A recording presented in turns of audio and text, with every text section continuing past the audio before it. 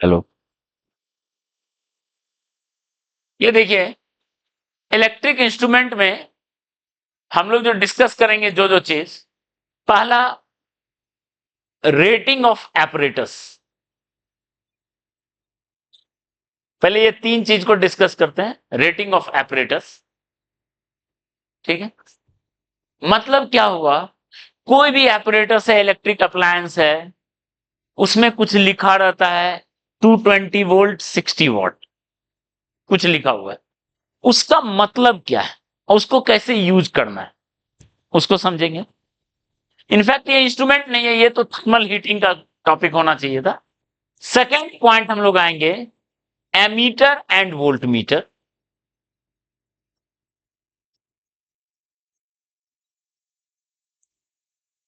ठीक है।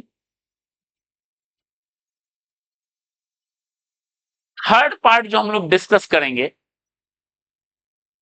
Third part discuss करेंगे मीटर ब्रिज।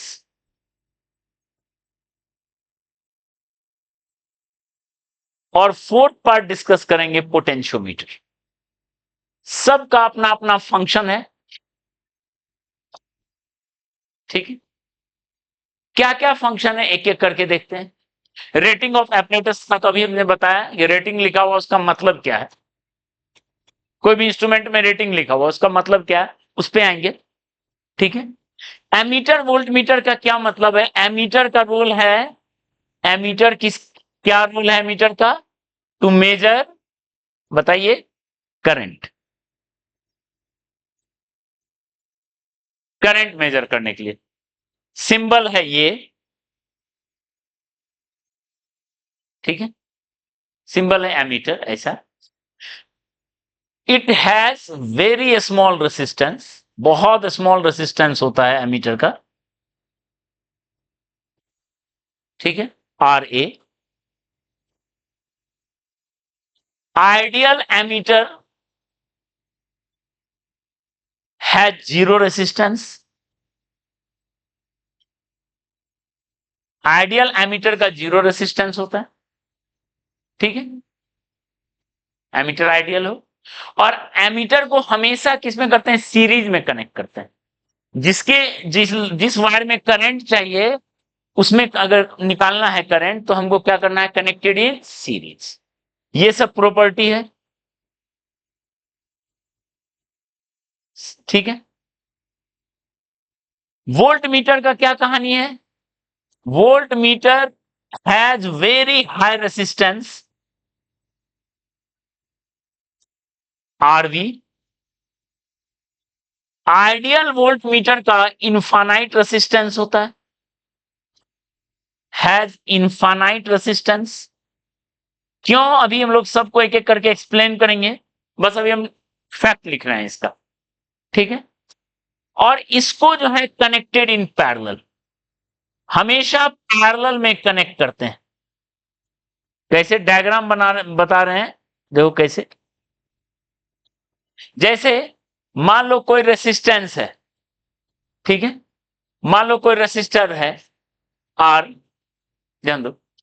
इसमें करंट को मेजर करना है, तो आप इसके साथ सीरीज में लगाओगे एमीटर, तब करंट मेजर होगा।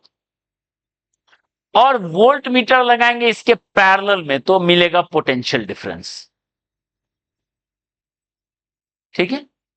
तो एमीटर का काम है करंट मेजर करना, वोल्ट मीटर का काम है टू मेजर पोटेंशियल डिफरेंस। तो वोल्ट मीटर हमेशा पैरेलल में कनेक्टेड होता है और एमीटर हमेशा सीरीज में, ठीक है। ओके। अब बचा मीटर ब्रिज। मीटर ब्रिज और पोटेंशियोमीटर, उसका क्या क्या काम है, देखो। मीटर ब्रिज का रोल है to measure resistance, to measure unknown resistance. कुछ भी अननोन रेसिस्टेंस है, उसको मेजर करना है, तो मीटर ब्रिज काम आता है, ठीक है। और पोटेंशियोमीटर का काम है सेल का EMF, to measure EMF and internal resistance of cell. Cell का ईएमएफ और इंटरनल रेसिस्टेंस को मेजर करने के लिए जो इंस्ट्रूमेंट यूज करते हैं दैट इज पोटेंशियोमीटर। ओके,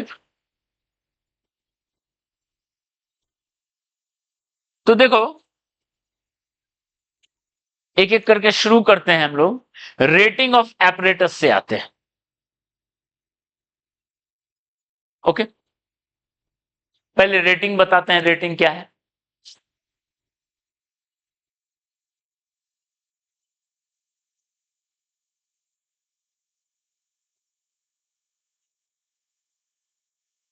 ध्यान दो इस पॉइंट को। कोई भी इंस्ट्रूमेंट है, इसमें कुछ रेटिंग लिखा रहता है। मान लो तो लिखा हुआ है V0 कॉमा P0, जैसे 220 वोल्ट 60 वॉट। ठीक है, इस पॉइंट को पहले समझो।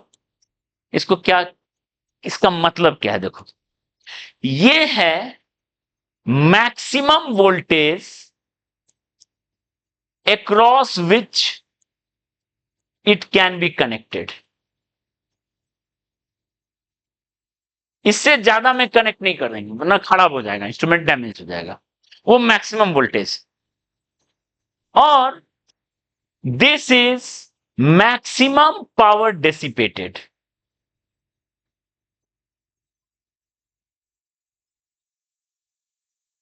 क्योंकि ये इंस्ट्रूमेंट का एक अपना रेसिस्टेंस होगा आर। इसको अगर आप किसी वोल्टेज से लगाते हो, V0 से लगाते हो भाई, V0 से, ठीक है, तो जो पावर डेसिपेटेड होगा P0 क्या होता है, V0 स्क्वायर बाय आर होता है। मतलब वही है, अगर उसको V0 से कनेक्ट कर दें तो मैक्सिमम पावर एमिट करेगा। ठीक, ठीक है। तो इस डेटा से निकलेगा क्या, इस डेटा से निकलेगा हम लोग को resistance. This is resistance of apparatus. जो डेटा दिया हुआ है एपरेटस का रेसिस्टेंस। ठीक है, क्लियर है, रेसिस्टेंस मिल गया। अब जैसे ये रेसिस्टेंस मिला तो उसको कैसे यूज करना है ध्यान दो। अगर हम इसको V से कनेक्ट करते हैं, जो कि V ऑब्वियस है लेस देन V0 है, V लेस देन V0 है, तो क्या होगा कहानी बताओ। यहां पे पावर जो एमिट होगा V स्क्वायर बाय आर होगा।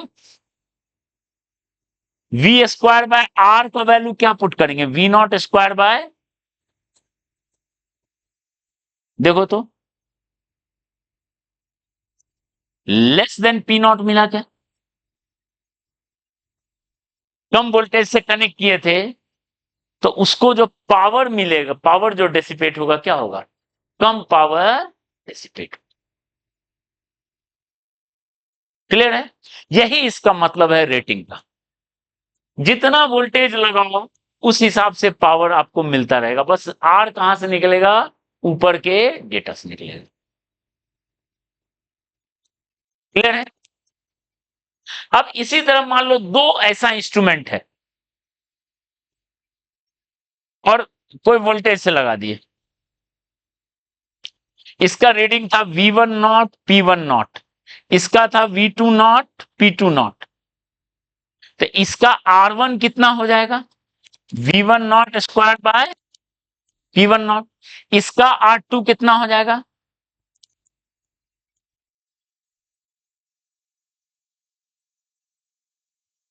ठीक है। तो टोटल करंट कितना हो जाएगा, V by R1 plus R2। R1 R2 निकल गया, करंट मिल गया, तो अकेला पावर कितना होगा, I स्क्वायर R1। इसमें अकेला उसका पावर कितना होगा, कितना डिसिपेट करेगा। बन गया कुछ, इसी पे ऐसा ही रहता है कुछ, कौन ज्यादा करेगा कौन कम डिसिपेट करेगा सब यहीं से निकलेगा।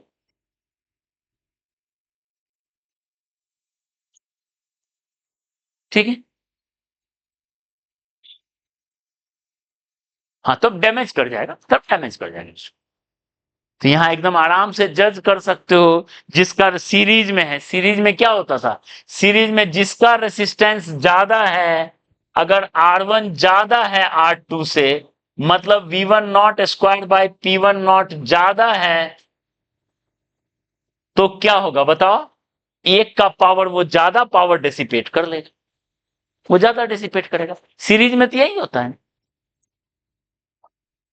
ठीक है, क्लियर है। और फिर अगर उसको पैरेलल में कनेक्ट करते हैं, देखो मान लो पैरेलल में किए कनेक्ट, V R1 R2 निकालना हम जान चुके हैं, ओके। बस ये ध्यान रखना है, जो भी वोल्टेज है अकेला में वो V नॉट से ज्यादा नहीं होना चाहिए, वो ध्यान रखना, वरना वो डैमेज। तो यहां पे टोटल करंट कितना होगा बताओ, टोटल करंट कितना होगा, V by R equivalent, V by R1 R2 by R1 plus R2, clear है, ओके। अकेला पावर P1 कितना होगा, V square by R1, V square by R2, वहां I स्क्वायर था, यहां V स्क्वायर है।